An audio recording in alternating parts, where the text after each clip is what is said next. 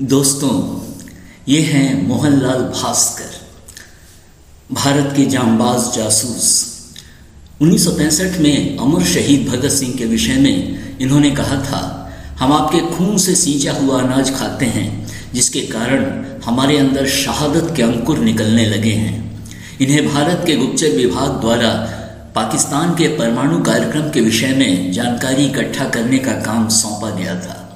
हैरानी की बात है कि इनके परिवार को भी इसकी भनक नहीं लगी थी। इनका नाम मोहम्मद असलम रखा गया और फिर इनका खतना कराकर इन्हें मुसलमान का रूप दिया गया और फिर मिशन को अंजाम देने के लिए इन्हें पाकिस्तान भेजा गया। इनका भेद वहां तब खुल गया जब इनके साथ ही काम करने वाले एक व्यक्ति ने, जो भारत और पाकिस्तान दोनों के लिए डबल एजेंट का काम करता था, इन्हें धोखा दे दिया। पाकिस्तान की जेल में 14 साल काटने के बाद इन्हें भारत और पाकिस्तान के कैदियों की अदला बदली के तहत छोड़ा गया। फिर उन्होंने पाकिस्तान में अपने समय पर एक पुस्तक लिखी जिसका नाम था एन इंडियन स्पाई इन पाकिस्तान। और दोस्तों, जब भारत के जांबाज जासूसों की बात करते हैं तो कौन नहीं याद रखेगा सरस्वती राजमणि को। यह है इनका नाम। इनका जन्म बर्मा में हुआ था। महज 16 वर्ष की छोटी उम्र में ही ये नेताजी सुभाष चंद्र बोस की आज़ाद हिंद फौज से 1942 में जुड़ गई थी। ये रानी ऑफ झांसी रेजिमेंट में थी, जो आज़ाद हिंद फौज के मिलिट्री इंटेलिजेंस का एक विंग था।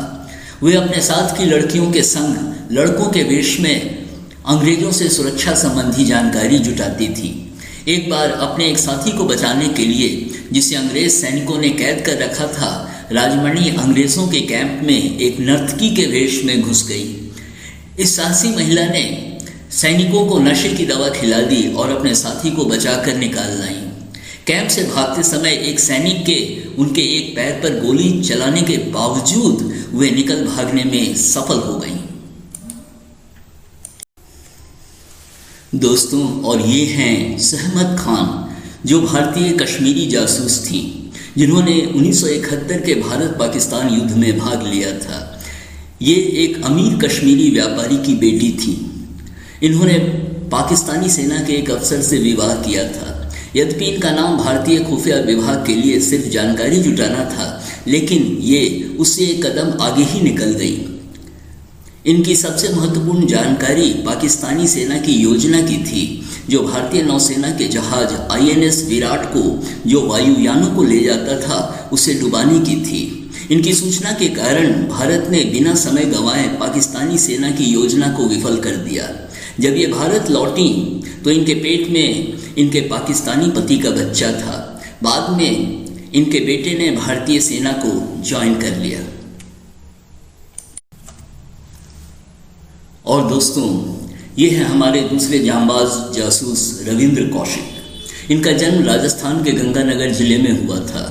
ये एक थिएटर आर्टिस्ट थे। ये 21 वर्ष के ही थे जब भारतीय गुप्तचर संस्था रॉ के अधिकारियों ने इनके कार्यक्रम को देखा। वे उनसे बहुत प्रभावित हुए और फिर ये रॉ के लिए काम करने लगे। 2 वर्षों की अपनी ट्रेनिंग के दौरान इन्होंने उर्दू सीखी और इस्लाम के धार्मिक ग्रंथों और पाकिस्तान के विभिन्न इलाकों के विषय में अध्ययन किया। 23 वर्ष की उम्र में अपने सारे कागजातों को इन्होंने नष्ट कर दिया और नबी अहमद शकीर के नाम से लॉ की डिग्री की पढ़ाई करने पाकिस्तान चले गए।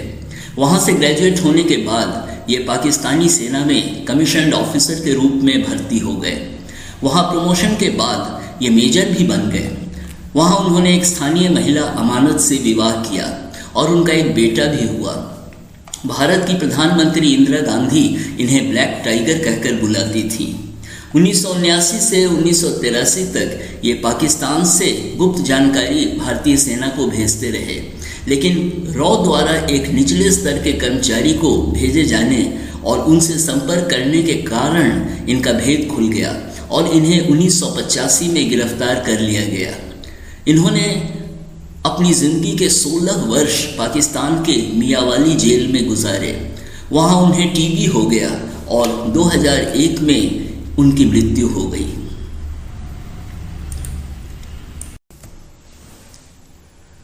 और ये हैं कश्मीर सिंह।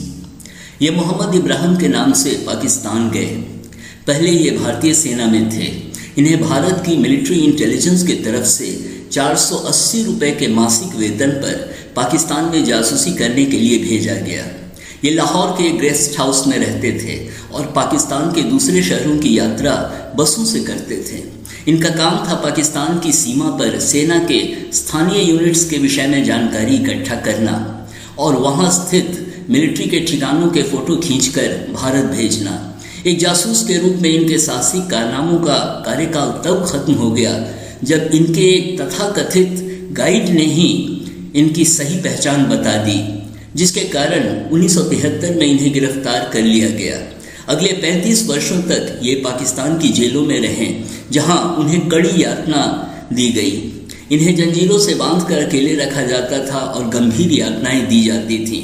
लेकिन एक बार भी इन्होंने स्वीकार नहीं किया कि ये भारत के लिए जासूसी कर रहे थे। इनकी हालत पर पाकिस्तान के मानव अधिकार मंत्री अंसर बर्नी ने पाकिस्तान सरकार के समक्ष इनका मुद्दा उठाया, जिसके कारण मानवीय आधार पर इन्हें 2008 में रिहा कर दिया गया। और दोस्तों, ये हैं भारत के जाने माने जासूस अजीत डोवल, जो अभी केंद्रीय सरकार में राष्ट्रीय सुरक्षा सलाहकार हैं। ये भारत के जेम्स बॉन्ड के नाम से जाने जाते हैं। ये केरल कैडर के IPS ऑफिसर हैं। ये एक पाकिस्तानी मुस्लिम बनकर पाकिस्तान में 7 वर्ष रहे। वहाँ रहने के दौरान ये पाकिस्तान से महत्वपूर्ण जानकारी भारतीय मिलिट्री को भेजते रहे। सिख आतंकवादियों को अमृतसर के स्वर्ण मंदिर से निकालने के ऑपरेशन थंडर के दौरान ये खालिस्तानी आतंकवादियों के एक पाकिस्तानी एजेंट के रूप में मंदिर के अंदर प्रवेश कर गए और महत्वपूर्ण जानकारियां हासिल की। एक जासूस के रूप में काम करने के बाद इन्होंने इस्लामाबाद में स्थित भारतीय उच्चायोग में 6 वर्षों तक कार्य किया। इनके महत्वपूर्ण और साहसिक योगदान के लिए इन्हें भारत सरकार द्वारा कीर्ति चक्र प्रदान किया गया। अभी जैसा कि मैंने पहले कहा, ये भारत सरकार के राष्ट्रीय सुरक्षा सलाहकार हैं।